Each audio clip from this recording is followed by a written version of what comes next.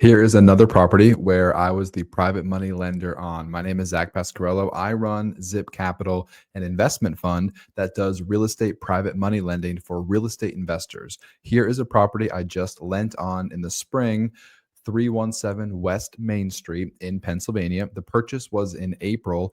It was a $140,000 loan, and the after rehab value of the property was $250,000.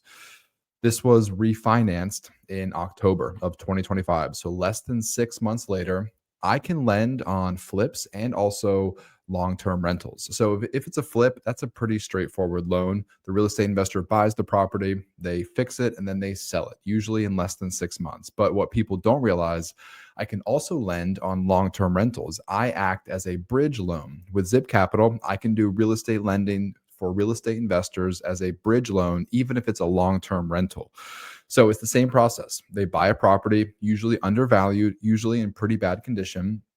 They fix the property, they get it rented, and then instead of selling the property, they will refinance with a traditional bank. And during that refinance process, that's when I get paid out. The exact same way as if they were flipping and selling the property, but instead they keep it, put a tenant in the property, and then they refinance with the bank. So either way, I'm getting paid. Either way, I'm happy to do these loans.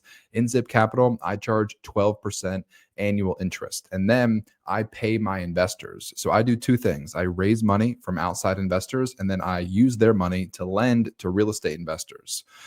And I offer 8% up to 12% fixed returns. You have to be accredited to invest into Zip Capital. And then I'll use your money to lend to real estate investors, just like this property. And I have a loan application process. So anytime somebody comes to me looking for a loan, I send them directly to my website. It's a simple application. They give me all the necessary information.